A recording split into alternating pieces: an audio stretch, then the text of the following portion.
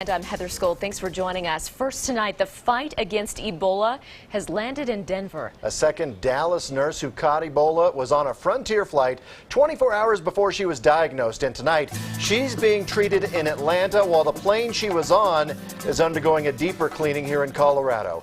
The plane pulled into a hangar at the Denver International Airport tonight for more decontamination. Seat covers and carpeting will be removed and the filters replaced. 29-year-old Amber Vinson flew from Dallas to Cleveland on Friday. Then on Monday, she flew back to Dallas on that plane right there. And the CDC says Vinson had a temperature of 99.5 but was still allowed to board the flight. The threshold is 100.4. President Obama held an emergency cabinet meeting today. He says he directed the CDC to create a rapid response team.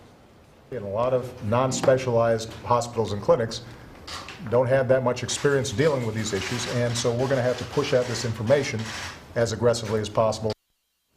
And the CDC has spent weeks reassuring Americans that this virus is under control. Yeah, but this latest case has some asking, do we really have a handle on Ebola?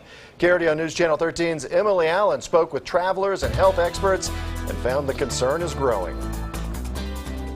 Another Ebola case in the U.S. and another reason for concern. Unfortunately, several of us thought that there would probably be more cases coming out of the context of Dallas, precisely because it wasn't at a very secure facility. Andrew Price-Smith is an advisor to the National Intelligence Council for the U.S. for biodefense. He says the CDC needs to ditch the blasé attitude. The CDC thought this would be a very easy thing to deal with, when in fact it's proving itself to not be very easy to deal with at all. But Price-Smith says the Obama administration is stepping up.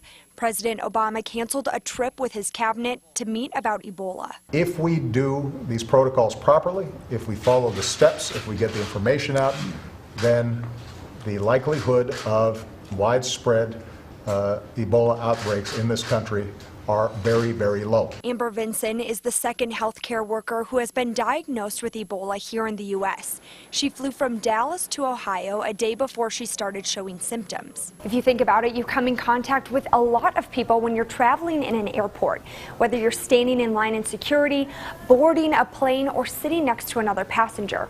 And this has a lot of people concerned. I think about keeping my hands in my pockets quite a bit.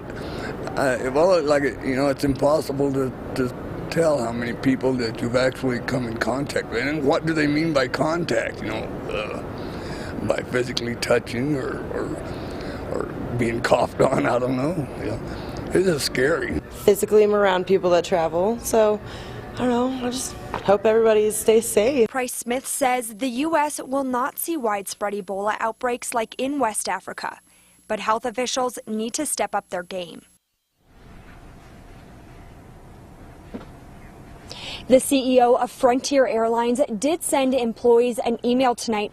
In that email, he says the CDC cleared flight crews to fly, but Frontier has put 6 crew members on paid leave for 21 days out of an abundance of caution. In Colorado Springs, Emily Allen, KRDO News Channel 13. Thanks so much, Emily. And we do have continuing coverage on Ebola over at our website, krdo.com. We are a little more than 2 weeks